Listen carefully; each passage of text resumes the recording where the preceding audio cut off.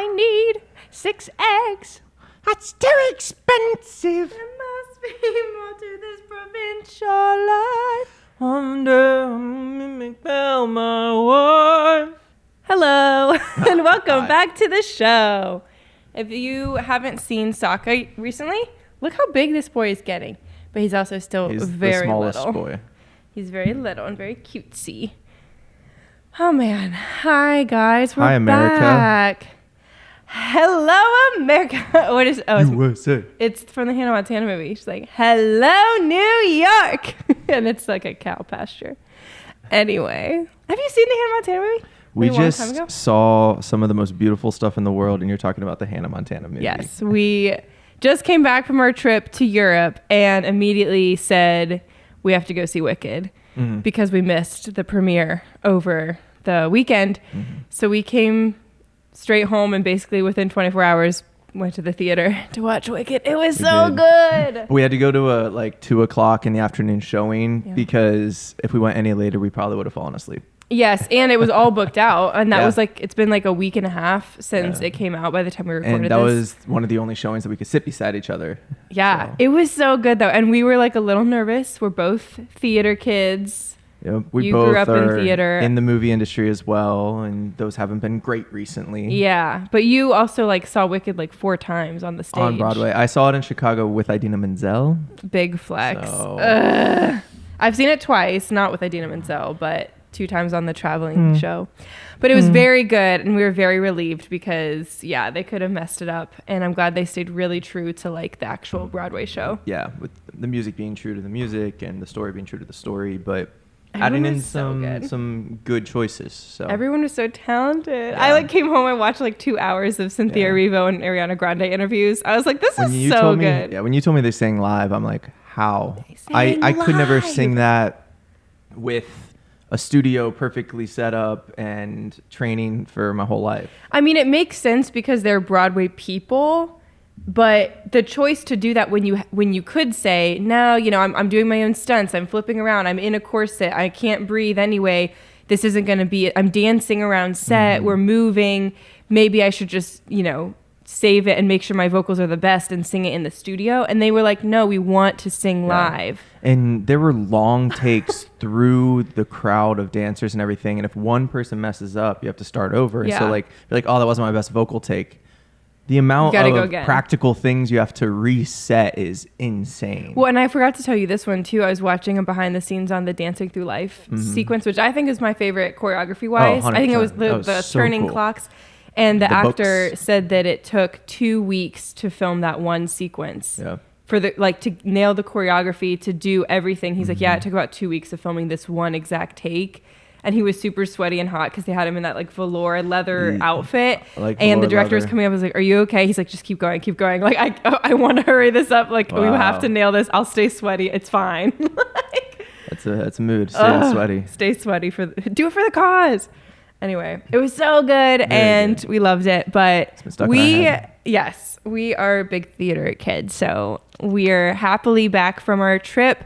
And we're not going to talk too much about theater today. We're going to talk about Europe. Bittersweet for sure that we're back.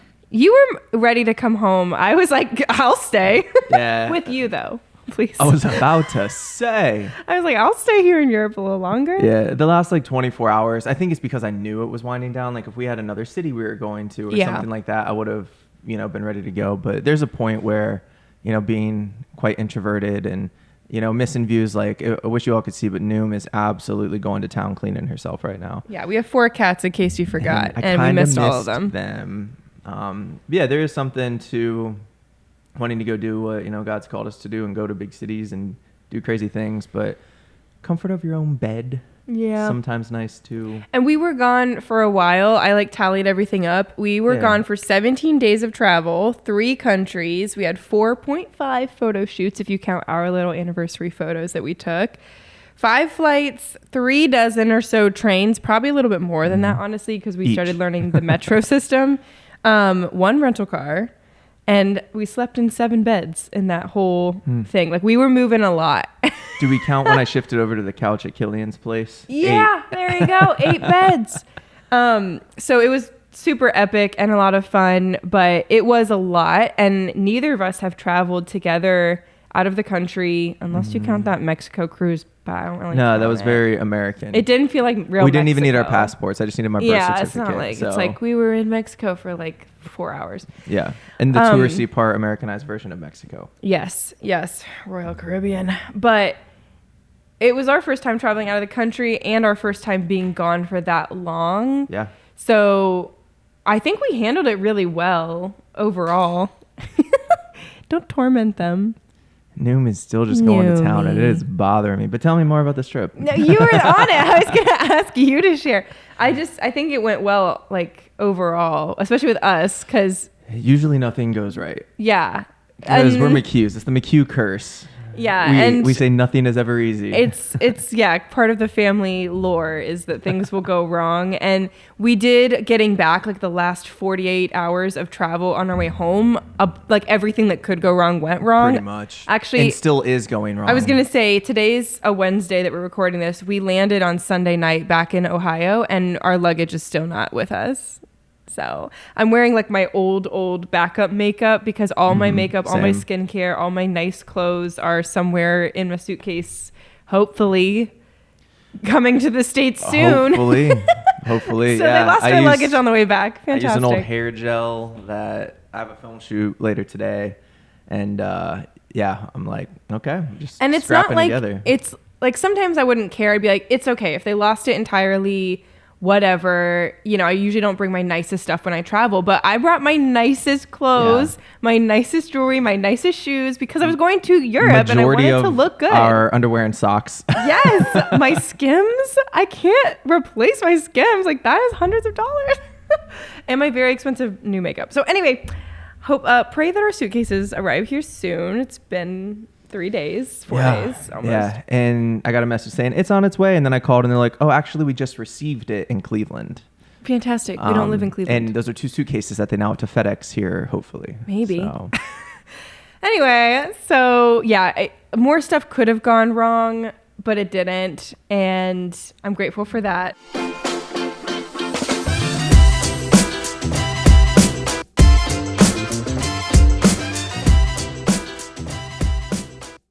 Wait, it's like 8 a.m. What was your travel drink? Do you want to share what you liked when you traveled? So there's this thing called vin chaud or vin chaud. It's hot wine. Mulled wine. Well, a lot of people advertise it as hot wine because we're dumb Americans. Hot wine. Hot wine. Here.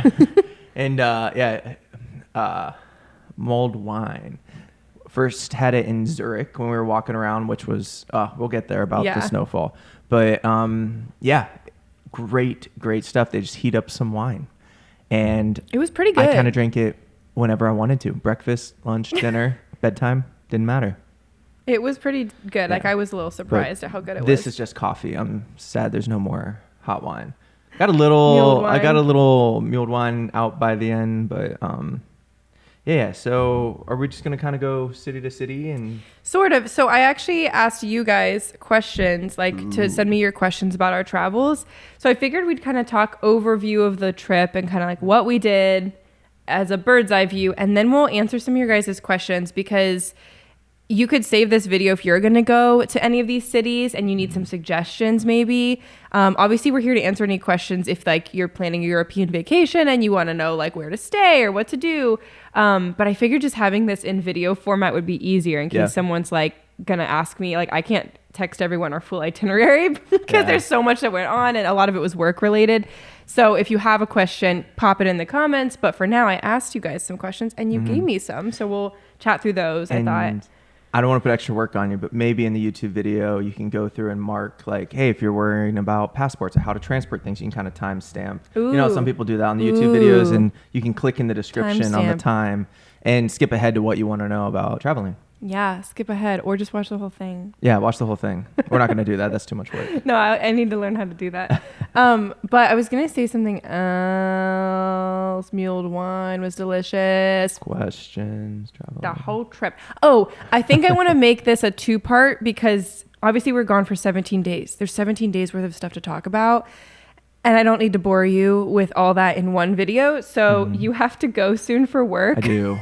And we've had 10 minutes of not talking about the trip already. Yes. So I think we'll start out with like the overview of the trip, chat about your questions, like answer your questions, and then you can peace out. But then I will stay back and do a second part for you guys. So the next episode will be all about travel horror stories and what not to do while you're traveling, especially if you're traveling with photo or film gear. So if you want that episode, that'll be next week. Okay. So with that, yes. Are we just saying the good things? Yeah. Well, like, what was the trip like for, basically, in your opinion? Yeah. It was a lot of balancing, go. We have a lot of stuff, and also be present where I'm at and enjoy what's around me so I remember it instead of just moving on to the next thing or worrying about our luggage getting stolen. It was a balance of like travel was hard and we did a lot in a little bit of time and wanting to fully soak in everything that we did because it was, I mean, you planned a lot of it. You gave us the cities to go to. You had a lot of great ideas from the concert to friends that we see. And so I just kind of put it in India's hands to, plan what she wanted. When I had ideas, I pitched them in there and you fit them into the itinerary. But like, you just did so well balancing like the pace of the trip. Thanks. And I'm just excited to talk about it because it was a lot in a little bit of time, but it was so worth it. So it was just so fun. The food was a big thing that we wanted to experience. So we had quite a big budget for that. I mean, just honestly, not worry about it. Yes, but no, because like, if you think about it, we never went to like a fancy sit down dinner. We never did like anything really like multi-course kind of thing. Like we kind of did. We didn't do Michelin stars. Didn't do Michelin star, but like we had a bigger budget than we usually would do for food. But what's crazy is you could spend thousands of dollars on just nice food in Europe. Yeah, we probably averaged $60-ish per meal, but usually only had 2 big meals a day. Yeah. And so about $30 a person per meal, 2 meals. And then Paris, would have... But in Italy, food was dirt cheap. Yeah. Like but we then did it was like $40 like, a meal, 3 meals type of thing. Yeah. And so it was over $100 a day for both of us. Which is kind of what I anticipated. But that's kind of what we expected. And we just didn't want that to be a limitation and be like, oh no, we can only go to like 3 nice meals, but we have 5 cities that we're in. Yeah, and what's funny is when I traveled in college to Italy and Greece, we were on like teeny tiny budgets, so we would eat the free breakfast at the hostel and then go to a grocery store and grab snacks for like our lunch, maybe do like a gelato or something, and then grab like a euro or like a street food kind of thing. And so our budget back then, like my personal budget was like $12 to $15 a day for food. Yeah. And ours now was like, oh yeah, like $50 per person a day for food. That's normal, Yeah, it's just funny. Like we don't have too much grown up money, but it is different that if you're traveling, you can make it work, I think, on any budget. Like you could literally do the dirt cheap route. And I had a great time back then, but it is cool to kind of go and say, I'd like to invest in food. One of the parts that we want to invest in and try the local stuff, which, not to jump ahead, but I think it was our first 3 meals in France. We didn't have any French food. Yeah. We did like Korean, Chinese. I did Indian. Yeah. And then we had a burger at one point. Yeah. Whatever. It was good though. Yeah. I think the overall goal of the trip obviously was to do some photography and film work. I have a really amazing wedding planner friend. And so I told her, I was like, hey, I want to go to these countries and I'd love to set up some styled shoots while I'm there and just like be inspired. Like if you think of old medieval artists, they would literally just go to different cities and be inspired and like do their own, like, not quite sabbatical, but just walk around and be inspired. And that would help influence their work. And I think both of us like kind of wanted that and needed that and wanted to make some content while we were there. That's just something you can't get in the States. So 100%. My friend helped coordinate a big bridal styled shoot in Lake Como, Italy. And I'll have a whole separate YouTube only episode for that. We did a ton of content to show you guys everything that goes into a styled shoot. Super excited. So that was kind of the main, bridal shoot. And then I coordinated a kind of casual couple shoot with a couple in Paris I connected to on the internet. Had an engagement shoot in Zurich. So we had 3 main shoots that we were like headed towards. And then I got us concert tickets to one of your favorite artists for your birthday. Yes. Hazlitt, great artist. He he gave us a media pass to do content for him during his concert, which was super fun. Yeah. And so that was such a treat because we got to meet him, hang out a little bit, do some photos and film. So those were our 4 main shoots. So that kind of, directed what countries we were going to in this 2-week span in Europe. So we kind of started out with the biggest one, which was the big bridal shoot in Italy. I'll give the brief overview. We flew from Ohio to JFK, New York, then New York to Milan. We did 1 day in Milan, and if you go to kind of a reset day in Europe to prep for the whole trip. If you go to Lake Como, I recommend flying into Milan, give yourself a minute to breathe, and then go up. And then we went up to Lake Como for the big shoot, and we stayed at La Villa Regia, which is a beautiful brand new villa you could book for your wedding, or just a couple, getaway with your friends or something. I know you'll go into details, but it's 27 beds. Oh my gosh, it's stunning. It's so cool. It's a beautiful villa. I'll do a whole, separate video on it, but it was wonderful, and the owners have done a great job kind of transforming it. I was a little nervous about going to Lake Como in the winter because I feel like it's such a summer destination. Yeah, with the lake and the green mountains surrounding it and all of that. So to go in a wintertime, that was a hesitation that we had every time. We were kind of slowly peeking around the corner of is it beautiful? It is beautiful.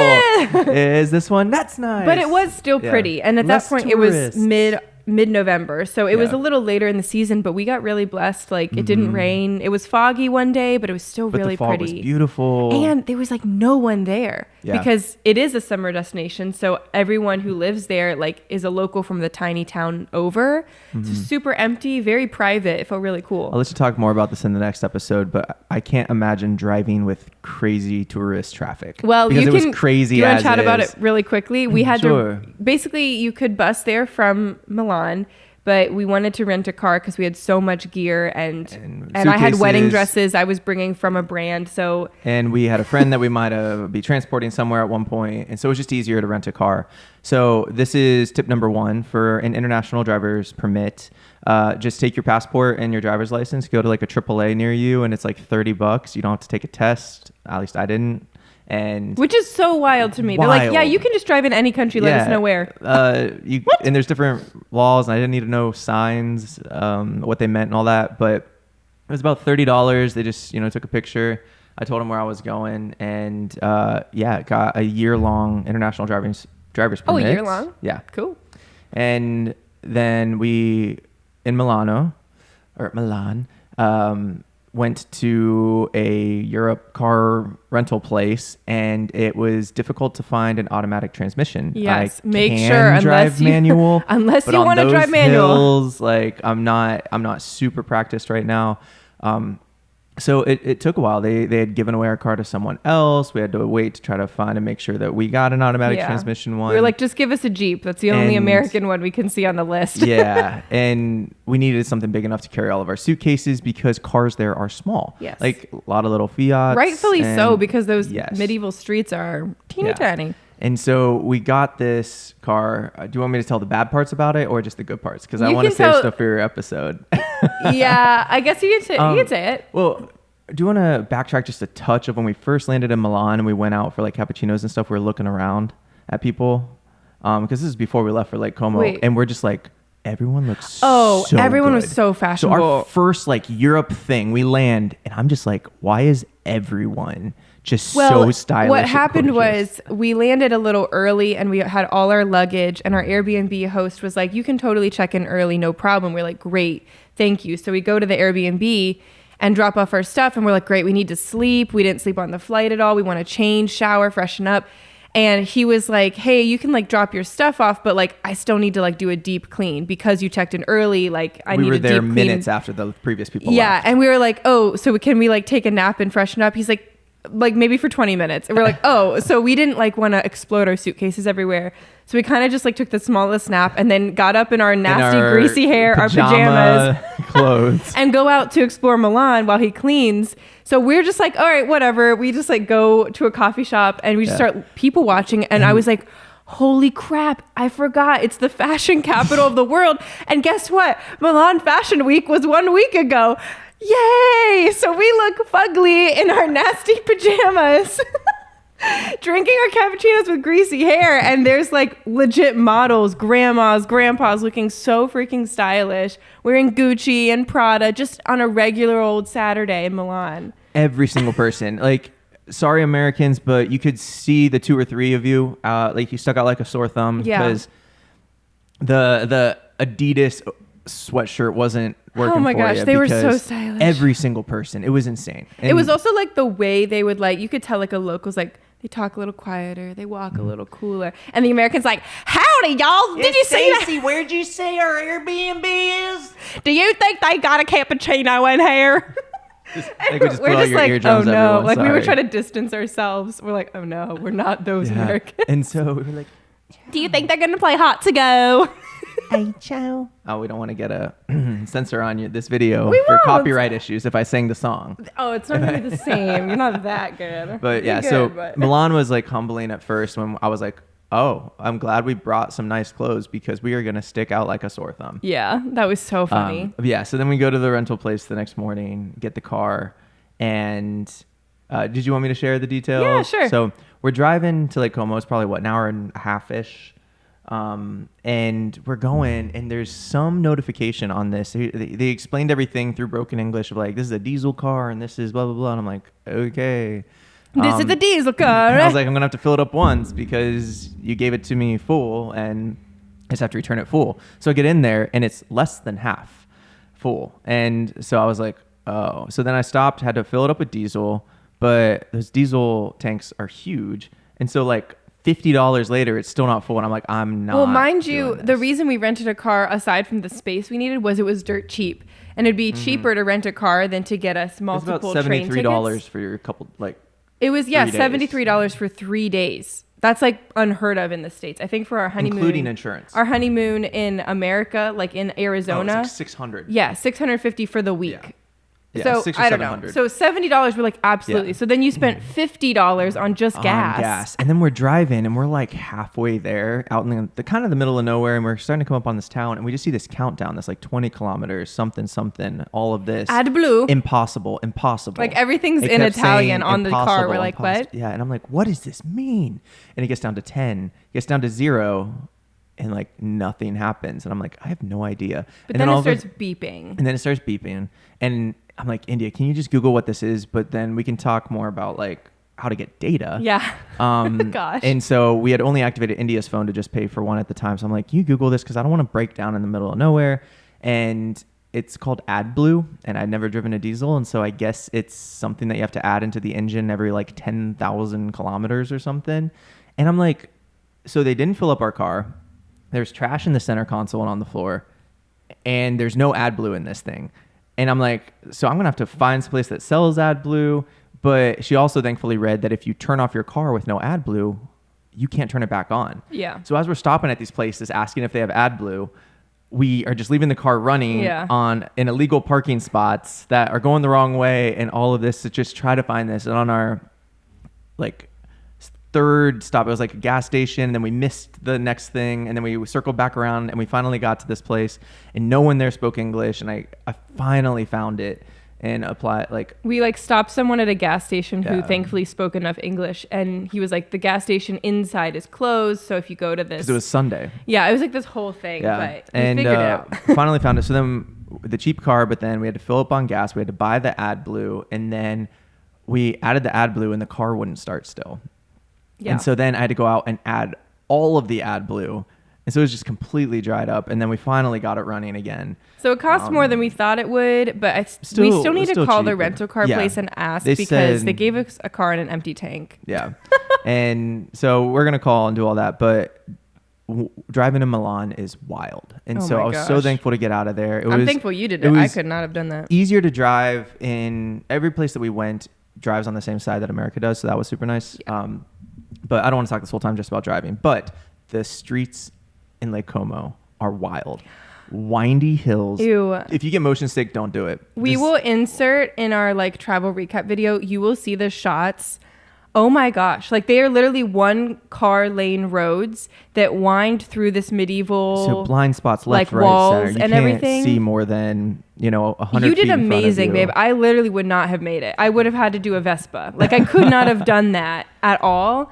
And there's like, full buses and semi trucks and garbage trucks going through, and they don't really stop. They kind of slow down, but they just kind of keep going. If you're in a kind of wider space, I mean, you're missing by inches on the mirrors, but there's also pedestrians walking that, like, I walked down for a coffee at one point and had multiple cars miss me by less than 6 inches. Yeah. It's just normal. It's crazy. I have no idea. I would say if you go to Lake Como, here's a big tip. I would just recommend taking the bus and then walking instead of driving. Like if I go to do a wedding there and you're not with me to drive, I would definitely just take the bus because or hire an Uber. I wouldn't do that. 3 bags and suitcase because I just wouldn't do that again. That did that.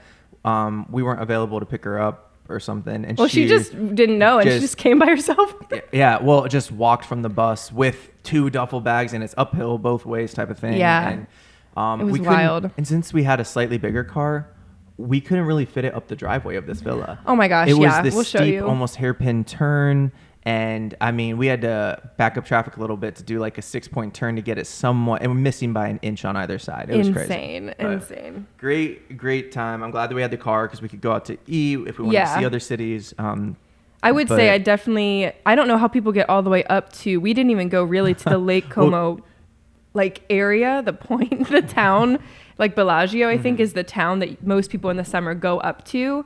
So I don't know how to do that. But then there's also people clear up on the mountaintops that you asked a local, like, hey, how do people get up there? And she just looked at us and said, I don't know. She's like, no idea. Like, how do you live up there? And we think it's like ski lift type things. And I'm like, okay. Yeah, so it was if you buy really a new stunning table, though. what do you do? But absolute beautiful views. But back to your shoot. Like, oh, well, yeah, I was just going to give the overview. We like landed in Milan, did 1 day there. Then we did the trek up to Lake Como, did 2 days there and the shoot. We didn't really explore too much, but we did go into the town of Como and got dinner, walked around. Like everything is beautiful in Italy. Like you can't go wrong. The little cobblestone streets. You feel very safe walking around, seeing the cathedrals except for the cars up. that are missing you by an inch. Except for the cars. So then after that, we woke up really early to drive back. One thing that I'm really surprised by, but like I had a good feeling about, which is rare for me, I was like, I don't think we're going to miss any of the trains because I booked all the big trains ahead of time. Which you bought insurance as well because you were able to buy one insurance to cover all of the trains, kind of. I'll give that tip, I guess. If you're going to Italy, I'd recommend booking through Italia Rail online ahead of time. And then there's the Rail Pass. Whoa, boys. The Rail Pass. There's a Rail Pass insurance that was $19 for your whole trip. And that covered both of us for our whole trip. But I don't know what that even means because after I bought it, it was like, hey, if you miss a train, we'll just rebook you, no problem. But it also said no rebookings. I don't know. And it gave us the main thing that I would encourage you if you're traveling like this is if something is simple and like $20 and it gives you peace of mind. Peace of mind is a big part of travel. If money can fix it, it's okay. For $20, I know for this whole trip, I don't have to worry about the hundreds and hundreds of dollars I spent on trains. Great, because there's so many variables when you're traveling that to have peace of mind of like, okay, no matter what, we will have a train to wherever we are trying to go. That's something we definitely learned was just like, if a little money can fix the problem, budget for that, because we definitely saved a lot in some areas, and we also spent a lot of like emergency travel funds. Yeah, probably $400 or $500 of extra Uber or a random fee. I'll talk about that in the horror stories episode. So don't max out your, like when you plan your trip and be like, okay, this trip's going to cost me $1,500 and I only have $1,500. Give yourself some room. Don't do that, but budget $2,000 just so you have peace of mind. Yeah, because sometimes it just fixed it. But so we came back from Lake Como. Ian drove all the way back down to Milan in rush hour traffic. Remarkable. We returned the rental car, and then we caught our first train. Did you want to talk about your photo shoot at all? Well, I'm going to do a whole nother episode. It was so beautiful. I want to talk about it. But I'm going to do a whole nother episode. So we dropped off the car. There was an Aldi next to the car place. And this Aldi, we have so much to get through. Cool. He's going to talk about Aldi. Oh my gosh. I went in and I was like, how is that? It was really cool. Like, it was a whole bottle of wine for 79 cents. The wine sucked. Yeah, we love Aldi prices in America. Like paprika nuts and all these chocolates and all of this stuff, and it was like 20 euros. I mean, they had croissants for 60 cents, like freshly baked pastries like from Italy-ish croissants. I mean, and they were delicious. We had pistachio croissants for 60 cents. It was like insane. Oh my gosh. Oh, and they were so good. I was hooked on pistachio for the first like 5 days. I ate everything pistachio, from the gelato to the croissants to the, what are those little things that are filled in the middle? You got the chocolate chip one and I got the pistachio one. Cannoli. Cannoli. A cannoli. I mean, I was just like pistachio left, right, and center. It was very good. Okay, so we have to speed this up because you got to go soon. Okay. Are you trying to leave at 9 or 9:30? 9:30. Okay, amazing. Yeah, I have like 35 minutes. So buckle up for 36 yes, more I'll tell you more about the styled shoe. It was awesome, though. I want to shout out all the vendors. Great time. Then we came back, dropped off the car in Milan. Then we took the train from Milan to Venice. Venice, otherworldly experience. I've never seen a city like Venice. You were so excited. I wanted to go so badly when I went in college to Italy, and we just couldn't swing it in the trip. I was only there for 2 weeks, and we were volunteering in order to get the free room and board. So we only had like basically 2 weekends to travel, and the 2 weekends were really more like a day because we had class to teach on Saturdays. So we only had Sunday. I was teaching. It was a random thing. Yes, I was teaching English randomly to Italian kids, and I thought I was teaching art. Italian. Apparently it was English. Anyway, so I didn't get to go last time. I've always wanted to go to Venice, and I got to go, and I cried a couple times. It was so cool. It was sad that we only had 24 hours there, but we did it well that we showed up early and we left late. I really think I would stay longer if we could, but if you're going and you only have a small window, 24 hours is probably enough time. And we walked the whole city multiple times in that duration, for the most part. Yeah. And sure, there's things that we didn't get to do. Like we never once got on a boat, which is pretty crazy. Yeah, I wish we took the water taxi, but I didn't. Yeah, and we almost did at the end and stuff like that, but it was cool because we showed up early, almost had a whole day experience, and then woke up early and almost had a whole day experience before we left again. Yeah. And so that was unreal. The water everywhere, the boats being a natural part of life. I've never seen a city like it. It literally was like a fairy tale. Hi, buddy. Yeah, we have Appa has a little cold. He's been sneezing. So he's cuddling extra too. But it was amazing, and I'll give some tips in the next episode of like what not to do specifically in some of these cities. But one thing that was helpful for us was we came in on the train to Venice, which is kind of the only way. We did a rental locker for your luggage, which is something you can do. Yeah, I was researching a little bit, and there's a couple different ways to do it. There's like Amazon ones, I think. I think we paid too much Bounce, accidentally. There's one called Stow. But yeah, they pushed the local one, which I want to support local business or whatever, but they pushed that one a little hard on the when you search it. It was the first thing I saw. And so it was the first one we saw, and it was the closest, so we just did it and probably overpaid by 40 euros maybe. But I think sometimes you can get it for like 5 to 10 euros for a locker, depending on the size of the locker. And how long. We did like 24 hours. Yeah, we did like a 24-hour rental for both of our extra large bags. So it was like lockers. $45 or something. Yeah, or it was 35 each? No, it was like 24 each, I think. Okay. I don't remember, but I would say if you're traveling in, you could do a day trip. If like you're staying in Florence, you could just take the train up, do a whole day in Venice. With just like a small bag. Yeah. But the main reason is you absolutely cannot like take a wheelie luggage bag throughout Venice because it's not wheelchair accessible. It's not, friendly for walkers. There are stairs for the bridges. You have to walk everywhere. There's stairs and bridges every single turn. And stairs on the bridges. That's my one complaint about the city is it's really hard. Like if you had a baby in a stroller or like if you were trying to really bring your luggage around, you'd have to do the water taxi to get to your main place and then still have to walk. Yeah. So that's my one thing. It didn't really affect us because like we were able to, but honestly, like if you're elderly and that's not really like walking's not really possible, or if you're like handicapped, like there's a lot of issues with like, it might not be the most accessible city, but there are probably still ways you could make it work. And even if you just tour it on boat, it is stunning. It was really cool though. To walk around and just see canal after canal and big canals and small canals and little tiny, like that's just where people live and do work. And it was, I was really excited for it as well, and just we had a great time in Venice. Yeah, so we did Venice. And also, a margarita pizza there doesn't really come with the like mott slices and the basil and all that. Well, we may have gone to a touristy place. Yeah, I don't know. But when you order a pizza, order a whole one for yourself. Yes, that's a tip. Yeah. Because don't try to share, because we both ate an entire pizza ourselves. And they were so cheap. It was like $6, €6. It was like $12 for both of us. So Italy was way cheaper than I expected, and that was great. Yeah. But yeah, we did Venice. It was awesome. And then we did the train from Venice to Florence. We stayed there for 2 nights. So we got Stay to tuned Florence. for that episode. We got to Florence and it was raining and we were like determined to go just walk to the Airbnb. It was like a 25-minute walk. I was like, we got this. Yeah, maybe a mile. And because also the Uber was like 30 minutes. It was like either a 22-minute walk or a 30-minute Uber. Going from the train station, they upcharged the Uber ride. And so it was going to be like 75 euros. No, it wasn't that much. It was that like one was crazy. That one was crazy expensive because I was surprised at the end when we went back to the airport that it was that cheap. You're getting them all topsy-turvied. Maybe, but I just remember... You're thinking the wrong thing. But yes. Was I thinking of the wrong thing? Yeah, because you're thinking of the Uber from Milan, like from the airport of Milan, was $100. But then... Okay, I'm maybe topsy-turvied, but still $50 to go a mile. I was like, I'd rather walk a mile. And the thing is, too, with Florence, everything, again, medieval streets, up and down everywhere. Cars can't fit into a lot of the spaces, and a lot of it's like pedestrian-only roads. So it's like a mile walking or like 4.5 miles driving because they go every which way in a big circle all the way around. And then we still would have to walk. Yeah. So we decided to walk, but then it started raining. But we were booking it through the streets, cobblestone streets with the wheelie bags and our luggage. Keep in mind, I'm still trekking these like giant wedding dresses in my luggage everywhere.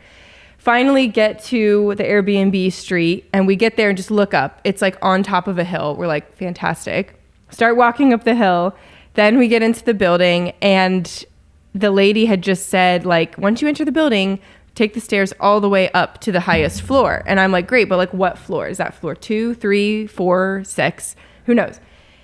5 staircases later with our luggage. 76 steps. 76 steps. And like, I will say, like, I mean, my bag was over 60 pounds. Your bag was over 60 pounds. We both had probably 30 pounds of weight, maybe 40 on our backs with our camera gear. And side bags and stuff. So this is going to be minimal 3 trips, 4 trips for me. And then if you could take some of the other things, you're double hoofing it with bags on shoulders up. Like it was going to be like 5 trips for the both of us. Good gravy. Combined.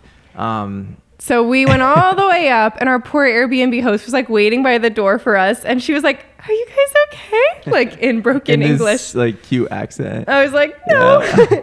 So we were like drenched, wet, rainy. I don't know if I was more rained on or sweaty at that point. It was all worth it because the view...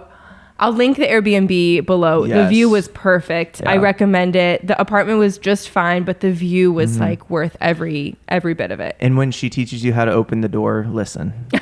Yeah, the door was the whole thing. We kind of got locked out. You can share that anyway, in one of your episodes. Yeah, I'm just trying to speed it through because you have to leave soon. No, we're good. We're good.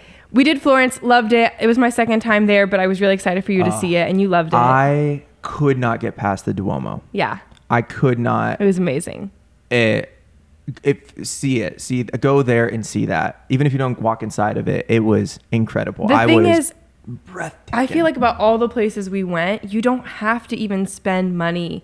Like you could spend money and go into the museums and see David and see the Uffizi Gallery, whatever. But like you could also just walk through the plazas and there were sculptures and like public art spaces. You could walk around and hear music. Yes, like you can see bridges and views and you can just grab street food and like you could spend the whole day just walking and have the best experience. Absolutely. And it's so accessible. And then even the museums weren't that expensive. So again, if you prioritize that, you can do a whole day experience on like 15 to 20 euros each. Yeah.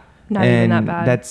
I mean, we spent in some places up to 8 hours like looking around. So it was so worth it. Like you said, just the natural beauty of the whole city is insane. Yeah, I'll kind of interject because one of the questions someone asked was, is a day trip possible to some of these cities? And for Venice, we said absolutely yes.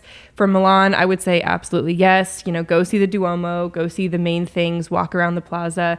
But for Florence specifically, I have a little list. If you wanted to do a day trip in Florence, I would say, you know, you could start with the train in or just fly in, whatever you're doing, grab breakfast and a cappuccino and a pastry, literally anywhere. You'll see those on like every single corner. And it's like they're all good. $1.50 for a cappuccino and like $1 for a croissant. So I literally for $2.50 you get I'm breakfast. Gonna mourn the prices. Like $1.50. Not even joking. Like that's not even an exaggeration for a cappuccino. Like anywhere you go in Italy. Because you got like a strawberry spritzer at the airport on the way home just to have a little pick me up. I got a strawberry acai refresher at Starbucks on the flight home, and it was $8.70. Yeah. So that's $8.70. That's like 3 breakfasts for both of us. Yeah. Insane. So, okay, if you have 24 hours in Florence, start off with a breakfast and a cappuccino at any little corner cafe. It's going to be great. If you want more of a hearty breakfast, sorry guys. You okay? Choking on my coffee. That's not a cappuccino. If you want more of a hearty breakfast, we found kind of an American style place called Melaleuca Firenze. It was pretty good, but definitely more like Egg American. on toast. Yeah, it had like more of a hearty, like eggs, bacon kind of thing. They don't like salt there, though. No, they don't like salt. Everything needed salted. Then I would go see the David statue in the Galleria di Accademia, or you could go see Botticelli in the Uffizi Gallery. We did not do that one, but I want to next time. I'm pretty sure we both cried at the statue of David. You did the first time, and I was tearing up this time. Go see the Duomo, hang out in that area. Also, what was that little palace area? That's what I was going to say. Awesome. Piazza della Signoria. It had like a lot of the miniature versions of the statues that are in the Galleria, but just like smaller scale. Out in the public, you can just look at those. It was just like, this could be your everyday walk to work, is this art just surrounding you. Yeah. Incredible. Grab dinner somewhere. We went to a couple restaurants there. We did this really fancy, not fancy, but fancier one that had like a classic Florence style steak that we shared with some of my friends. In India, thankfully knew this, that their steak is less cooked than American verbiage for how to cook it. Yes, and they get offended if you ask for like well done. Mm-hmm. So you don't want to. You want to ask for like medium is like the most done. I'm usually a medium rare person at this point. I used to be like, give it to me well done or medium well, but now in America I'm like, give it to me medium rare. And we said medium rare there, and she's like, no, you actually like it will eat your salad off your plate at that point because it's still alive. Yeah, it was pretty like still gooey, but I think so really good. We ordered it medium. But the other thing about the Florence style steak is like they do one big steak that and they have the test, 4-finger test. Yeah. So if it's this thick, they said it's good. If it's any thinner, it's prosciutto is what they said. Yeah, it's prosciutto. Yeah. So we did that. We split it with our friends. Honestly, like pretty affordable if you think about it. And a really nice, like, you know, meat and cheese thing that came with it. Another recommendation would be Ponte Vecchio. I don't know. It's the cool bridge with all the shops. Go there, hang out. And then I would recommend walking across the bridge. That's actually where the Airbnb was that we stayed outside of the touristy zone. That view was amazing. There was a really great pasta place we went to there too. Yeah, those shops have the original kind of old, hundreds of years ago fronts to them. So even when they're closed, the aesthetic of that strip through that bridge where there's shops and apartment buildings up top, and the story of old royals that would have secret tunnels through it to escape things. Like, it was really, really awesome. And it was just your walk back to your Airbnb. It was so pretty. And then one of our favorite places that I would end your 24 hours in Florence with would be Fook Bar. Yes, absolutely. I had a film buddy recommend this one. He knew some bartenders there. And it's like a high-end cocktail place. High-end cocktails, but not high-end atmosphere. Like very casual atmosphere. I mean, there were like condoms on the wall. It was like funny. Yeah. Because it's called Fook. Yeah. Spelled the way you think. And I'm not even going to tell you what their Wi-Fi password was. Yeah. And but it was really, I mean, some of the best cocktails I've ever had. It's the first time you ever got perfume sprayed on your drink. Yeah. I ordered a cocktail and it came over and sprayed it with cardamom perfume. And there was like little floating flowers in it. Mm-hmm. It was delicious and pretty affordable. Great. But anyway, that's what I would do with 24 hours in Florence. Obviously, shout out to the bartenders because they gave us a free shot in honor of our mutual friend. Yes. But I will tag and like put all the recommendations on my Instagram too of like every single place we ate and like a little score of like if you should consider it or not. I don't know. Yeah. But we're just tourists. Like, we're not locals. This was like only my second time there. So you do your own research. But if you want our opinion, and we tried some new things. We didn't just want to do what we were comfortable with. We wanted to try some new stuff like the steak and stuff like that. So those scorings will be good, I think. Ate our way through Florence. So it was amazing. Yes. Okay. So then from Florence, we took the train to Zurich. Had a little hiccup there. I'll share that on my other episode. with the trains and everything. But we had friends in Zurich that are your friends, basically, but now my friends too. Yes. Yeah. So in my junior year of high school, my family hosted a German exchange student for a year. And his name is Killian. Okay, it's just Killian. It's just Killian. It's not It's a little weird to me that everyone's like, ooh, let's have this guy stay with us for a year that's named Killian. But ended up being one of the greatest dudes that I know. Really awesome. Like a brother to me. And he offered to host us for a weekend. And so they were like, come to our small apartment, blah, blah, blah. It was beautiful. It was gorgeous. It was awesome. You guys have a stunning apartment. Plenty big. Like, it was so nice. And he is engaged. His fiance's name is Kyra. We love you, Kyra. Kyra. She was awesome too. I was just like, man, two peas in a pod. They're a good match. And they were who you're going to do your engagement shoot with. Yes. And but yeah, so it was super fun to hang out with them. They're such great hosts. Yeah, so we got to like train from Italy to Zurich and see them for the weekend. And we basically... They wanted to take us to the mountains, which no opposition here, but it had just snowed. So we had like a fresh 1.5 to maybe 2 feet of snow up on those mountains that we were able to have a little breakfast with them at their place, train up into the mountains, which is something I wish we had in the States, is like you cannot take public transportation to any of our national parks, metro parks, any of that.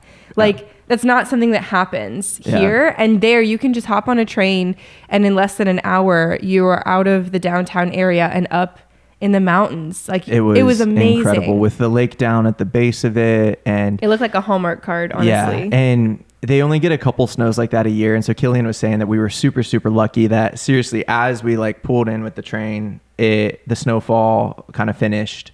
Everything was just snow topped, but the streets were clean.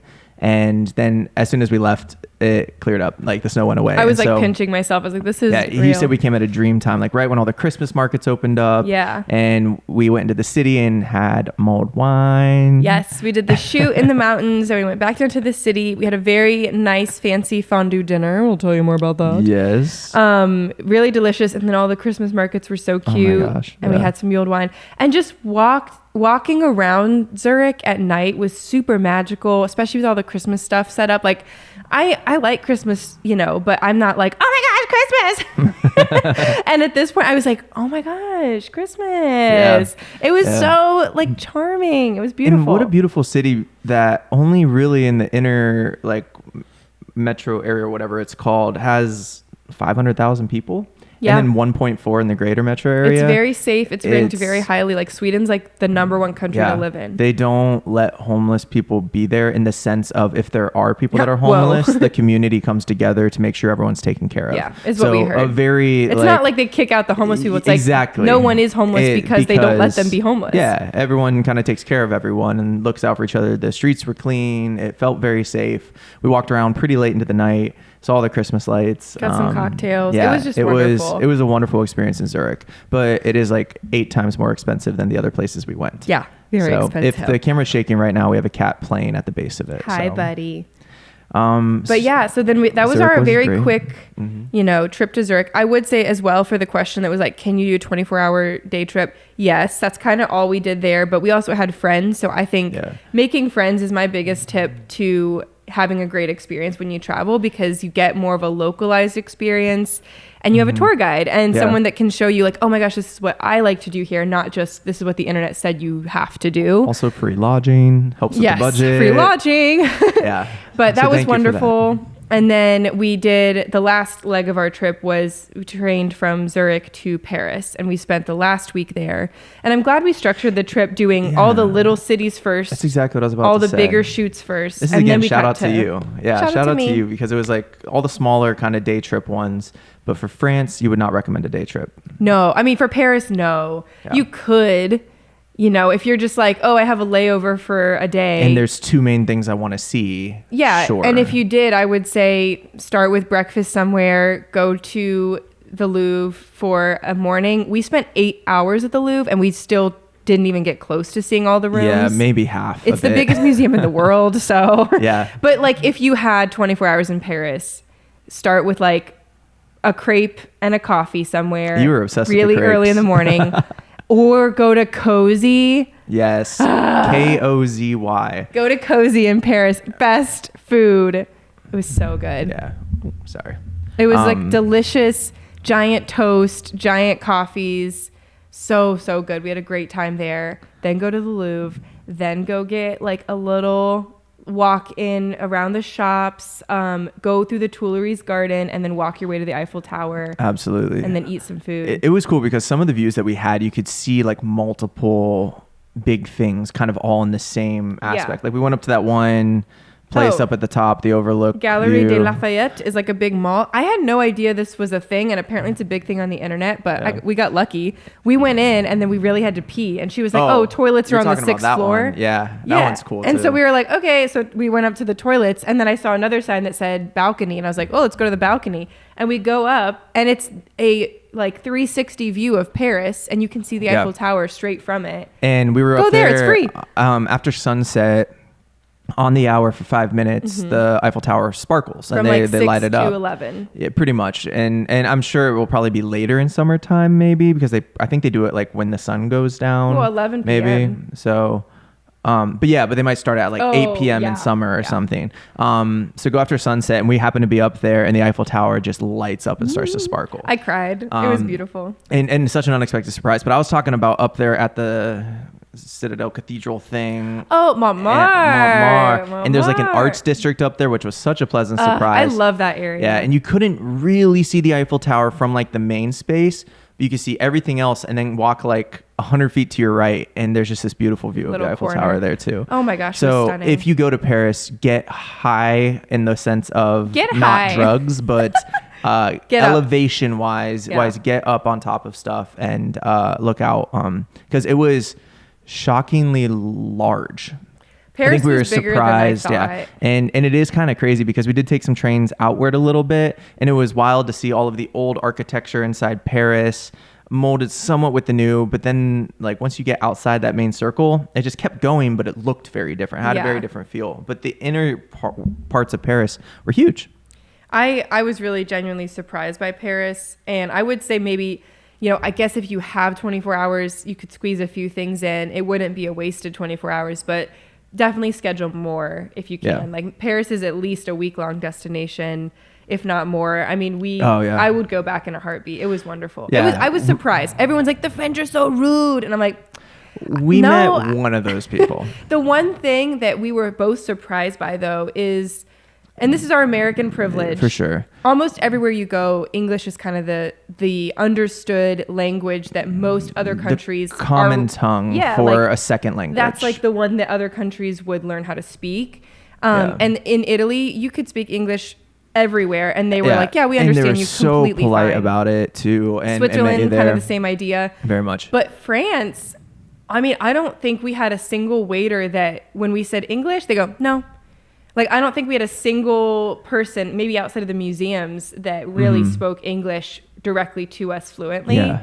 And that's fine. But I had to tap into 15 years ago French for 4 years in high school type of stuff. And we used our communicate. Google Translate app to like scan the menus. And I think I did okay. You did great. I think I did okay, and I didn't even keep up on my Duolingo. Imagine if I did. But it was pretty surprising to me, like for how popular France is, and the fact that they just had the Paris Olympics, so like everyone around the world is going to come there, and like you have to kind of know English. Yeah. But I was really shocked by that. It was a little more difficult than I thought it would be to communicate. But what was so fun is that we got to walk into places and just be like, bonjour. And then you say, cappuccino, merci. And they're like, And I'm like, yes, I'm French. Yeah, she was thriving when she had a full, quote unquote, conversation with someone, aka bonjour, merci. Yeah, I bonjour to merci my way through France. And I was like, you said bonjour, but it's 9 p.m. It's bonsoir.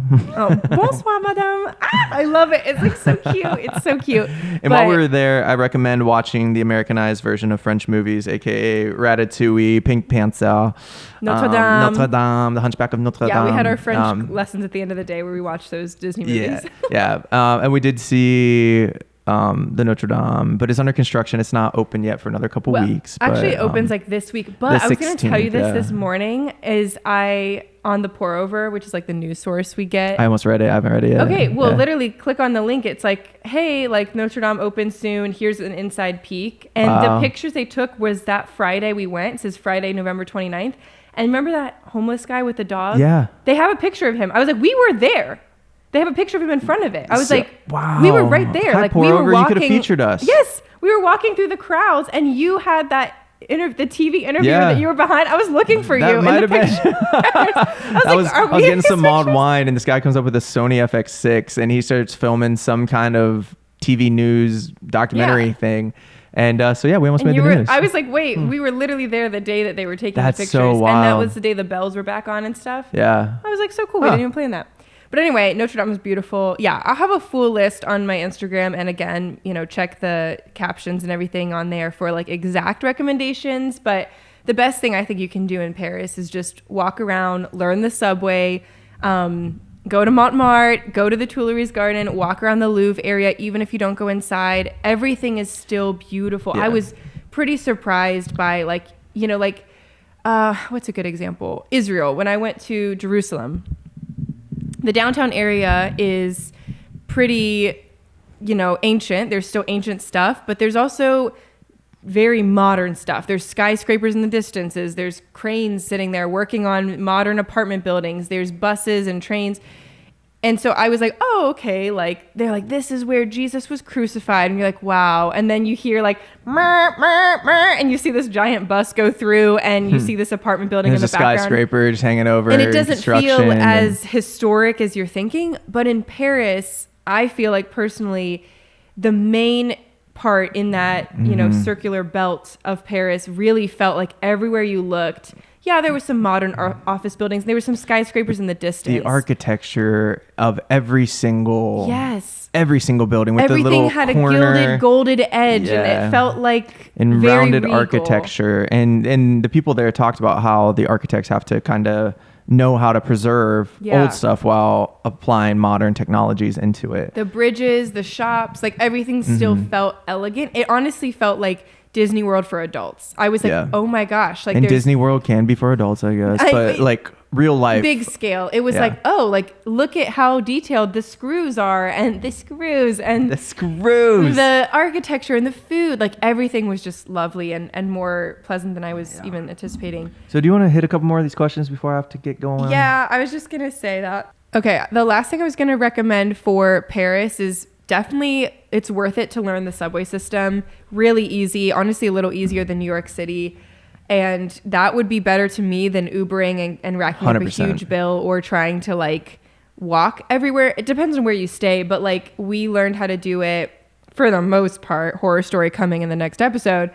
But the tickets are super cheap, like €2 or €3 each one. You can just buy them on your phone and scan them on your phone. Yeah, and then you can get around the city very easily. So that's a big thing. I wasn't even planning on learning how to do that. I didn't know that was something you have to do, but it was really easy. And also the technology in your phone anymore tells you exactly where to walk to get into the metro, exactly which stops to sit there, exactly where to get off, what direction to go to the next one. Like that, I'm very thankful for the technology on our phones for that because it made it super simple. We never missed one. Yeah.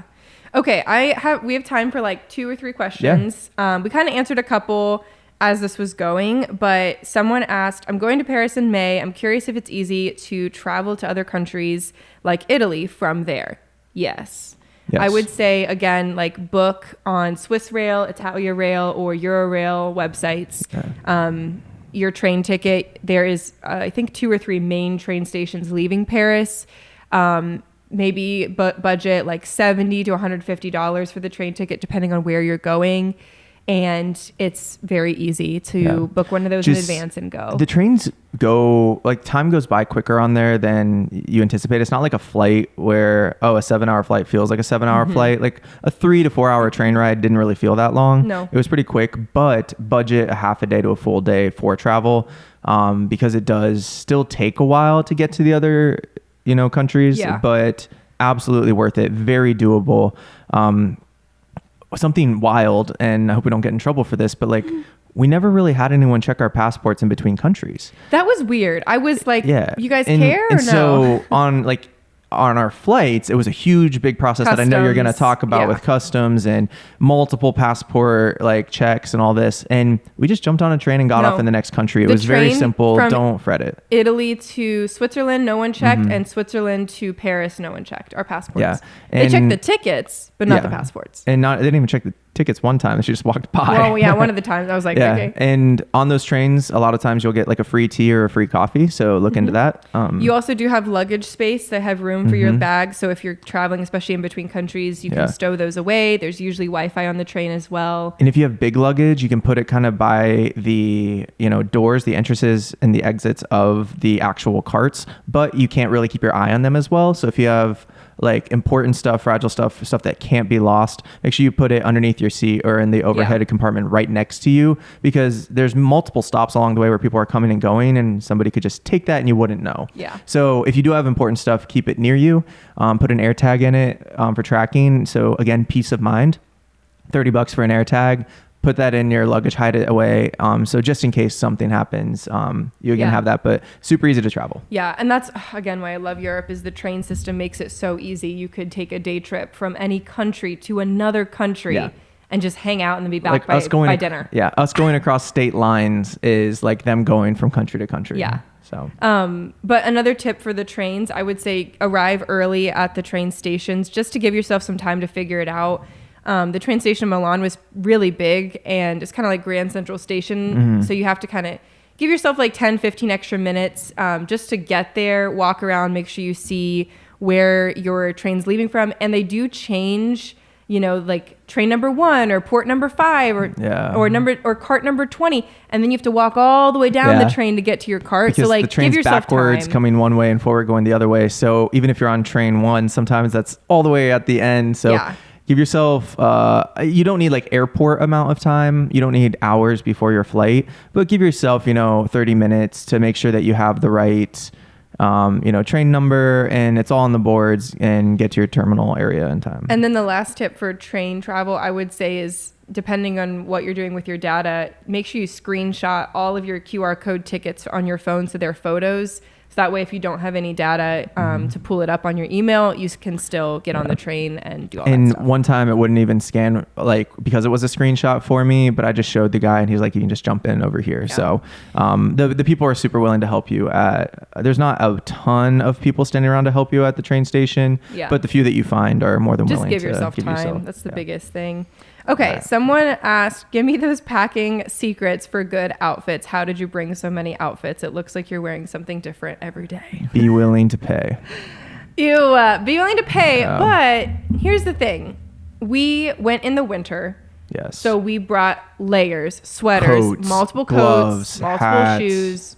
That's on us. Yeah. And we also wanted to have a bunch of different looks, right? Yeah. Because we you lean into social media and you want to get, people looking at that. You didn't want to make it look like you were only there for one day because you're wearing the same outfit. I like changing it up. And so there's a trade-off, right? We did have a lot of outfits, but we're lugging hundreds of pounds of suitcases and luggage up 5 flights of stairs, right? I would do some of that differently though. Like I'm not, I think I wore everything that I packed at least once, some things 2 or 3 times. But I would have packed less. I mean, we were gone for 17 days, but I would have packed less and just done laundry. Yeah, we made a list of the things that we regret that we took, and we can kind of maybe put that on your regret list. Yeah. There was like 3 or 4 items for both of us. But I would have brought 1 winter coat, maybe 2 pairs of shoes, and instead I brought 4 pairs of shoes, 3 winter coats. You know what I mean? Yeah, and also you did this well and encouraged me to do it as well, is kind of lay out your outfits beforehand and wear a lot of neutrals that you can mix and match with each other. So, I have a black sweater that can go with my gray pants and my tan pants and my black pants. And then I also have, those black pants can also go with my green turtleneck or whatever, and so. As you saw in my packing video, I literally illustrated out all the outfit options. And it was such a good call because I wore, 3 or 4 times the same top, different pants, to make it look like different outfits. But main packing tips if you're traveling internationally or to Europe for a couple of days or weeks, get the vacuum seal bags. You can get them on Amazon where you can put a bunch of stuff, push it all down and suck the air out. You don't need a vacuum for it. You can just get, save a lot of space. We have them for $9 or $10. Yeah. And it sent us a lot of bags and we are able to just suck down the air. So it gives you more space in the suitcase. It doesn't change weight too much. Doesn't really wrinkle your stuff either. But it did a great job for just saving us space. So we could add some souvenirs and little extra things. And when you are traveling like that though, and bags are going every which way, always keep one change of clothes in your carry-on bag. Yeah. We utilized that a couple times where in Venice where we're okay, our change of clothes for tomorrow is just what's in this backpack. Yeah. Something else I'd recommend doing, we didn't do it this time around, but it's super helpful. If you are a thrifter like me, you can bring some clothes that maybe you're on the fence about, and it's okay if you leave them behind. Mm-hmm. I think when I went donate them. Yeah, when I went in college, I brought a couple t-shirts that I was just like, okay, I'll wear this, but like it was $1 at the thrift store, it's $2 at the thrift store. It's fine if I run out of space and want to bring home souvenirs. I can just leave these shirts. It's not a big deal. So you can also, like, I had a pair of pants I was debating on just leaving behind because I loved them, but they didn't quite fit the right way, and they're really heavy. And so I was like, I could just leave these, but we ended up bringing them back. Not a big deal. But you ended up with more space after you sent the wedding dresses back. Yeah. And so, like, if it wasn't for that, we probably would have left them. Yeah. But you can also just evaluate, like, hey, if I lose this, or if I'm buying really cheap things that are okay if I leave behind in the name of space, it's all good. But yeah, plan out your outfits, have fun. Unless you absolutely love them, don't take a neck pillow. So stupid. It was an extra thing. That's one of the regrets that you can talk about. But yeah, it was on international flights, they usually give you a small little pillow and all that. So it's like, just be strategic on what's absolutely important. Bring comfortable shoes because you're going to be walking a lot and no one is really looking at your feet that much in the pictures. So prioritize comfortable shoes, mismatching clothes. Don't wear jeans. Yeah. That's my other tip. I brought one pair and I wore them maybe once, but I was just like, I don't want to wear jeans. Once. I don't want to wear jeans in Europe. And I wore them just because it was one of my last pair of clean pants. Yeah. I think another tip would be, obviously, we didn't really find any good things thrifting because I'll talk about that a little too. The thrift stores are all Gucci and Prada and name brands and thousands of dollars at a thrift store. I was like, no. Yeah. But you could thrift while you're there, or save room in your suitcase to buy some things. So you're packing less on the way there and then saying, oh, I'm going to purchase a nice cashmere sweater, or I'm going to bring home a few little all treats. Of the storefronts looked amazing with their fashion. So if you want to go there and intentionally buy a couple things, just don't take those things with you. Yeah. I have one more question, but do you have to go? Go ahead. Okay. My last question came from someone who says, definitely would love to know more about traveling out of the country with camera gear. Yes. So I'll give a quick rundown because I do have to get going, but it's tough. And we learned some stuff on this trip, which I'm sure you can share in the horror stories. But one of my recommendations is AirTags. We have some friends with horror stories that it got lost, and even, with the help of tracking some stuff, still weren't able to, So we bought, I'm sorry, people see this and then they steal your camera and know where this one is, but we bought a little attachment onto your actual physical camera that screws onto it that has a hidden AirTag in it. Yeah. For a photographer, I recommend this. Yes. And so with that, double back up your data and keep 2 hard drives, and don't delete your cards. Take plenty of cards, and then keep the hard drives in separate bags. So we had one in our suitcase, one in our carry-on. So in case one thing got stolen, we still had all of our footage and stuff. All batteries and everything have to go in your carry-on. They are lithium batteries in your cameras usually, so those will explode on an airplane, which is a very, very bad idea. And when they say, do you have any lithium batteries? Yeah. You have to say yes if you have them in your actual check bag, and that will not be allowed to go on the plane. So you need to be careful. That's like a huge safety thing. That happened to us once where we put them in the wrong area, and there goes the camera. So with the batteries, you can't put them in your check-on, the one that you're checking underneath the plane, because it will get confiscated and then you'll show up at your next spot with no batteries. It's happened and to so us. Have it all be carry-on, have plenty of padding. I would absolutely recommend investing in firm backpacks and camera bags that actually have structure to them. I recommend the Nomadic. The Nomadic 100%. We have the Peter McKinnon one, but there's all kinds of ones that aren't as expensive. Because the zipper it's like a theft-proof zipper when you're wearing it, because the zipper is towards the body and not on the back, so people can't secretly unzip it in crowded areas and take things out. It's waterproof. It's great for travel. Yeah, it fits in the sturdy, overhead. It fits in the overhead. And so absolutely invest in the bag that you're taking. Carry your camera and your lenses and your batteries on your carry-on bag, and then pad it with that extra day's worth of clothing, with your underwear, socks, and shorts, or whatever, your pajamas, whatever the secondary thing is. You do some extra padding there, and don't overpack on lenses and stuff. I took, I was like, what if I wanted that 50 millimeter one or whatever? And it's like, I didn't need my 50 mil or my 85 if I just took the 70 to 200 and my 18 to 35. Yeah. Sure, I'd be missing some things, but take you don't need as much as you think. No, travel light with camera gear if you can. I did bring my main body and an extra body just in case, which I still am okay that I did that because you never know. And with so many high stakes traveling shoots, for work. Right. I don't want to show up and go, oh no, something happened and my main camera's gone. There's no camera. Yeah. So I didn't mind bringing the extra body, but I'm with you. Like I didn't need to bring the extra lens. The 7200 for me wasn't useful, but for you it was.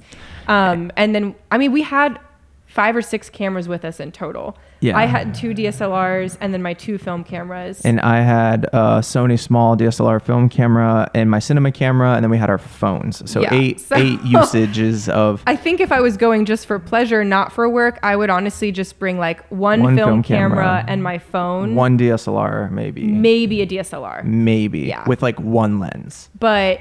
for work, I would say, less is more. Bring at least 2 lenses and 2 camera bodies. But other than that, light is better. Also, a little tip and trick is get on Canva and make a little media badge with like your company and your name and your picture, and then print it out and put it in a little lanyard that you can show them, because a lot of times that gives you 1 overweight bag for free. And it also gives you extra perks on getting into the plane faster on like when they are announcing the like now boarding group 9 or whatever. Yeah, you can advance your boarding position. You just talk to the people and they can reprint your ticket and put like fast access on it, where you can get to go on early to make sure that, because sometimes when the planes are overcrowded, they ask certain people or force the last people to put their carry-on bags underneath the plane. And you literally can't. So just ask, hey, I have this media thing, show them the badge. They prefer a printed out one, not just on your phone.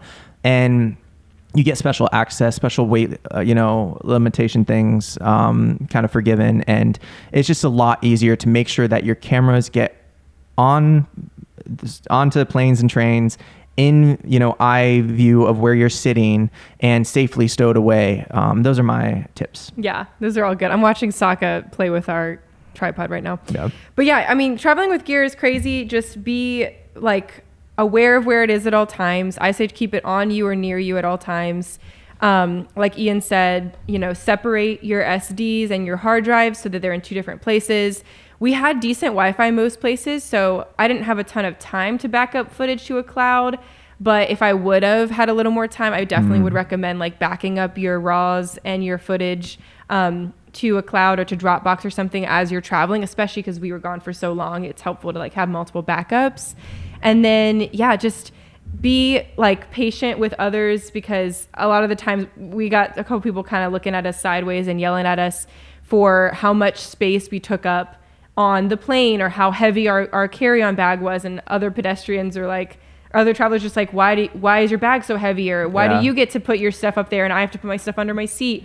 But it's just like, hey, just politely being like, sorry, like we're traveling for work. This is media gear. I really can't stow this anywhere else. Yeah. It's a balance, because you don't want to advertise like I'm traveling with expensive cameras. That was my last tip, is don't say that loudly to anyone. Yeah. Like, but don't be like, hey, this is camera gear. I need this to be up here. But in the same way that, because then it's a target. The airline is kind to parents who have a diaper bag or medical equipment. They're usually pretty understanding when you say, hey, I have really expensive cameras in here. I can't put this under the plane. They will break.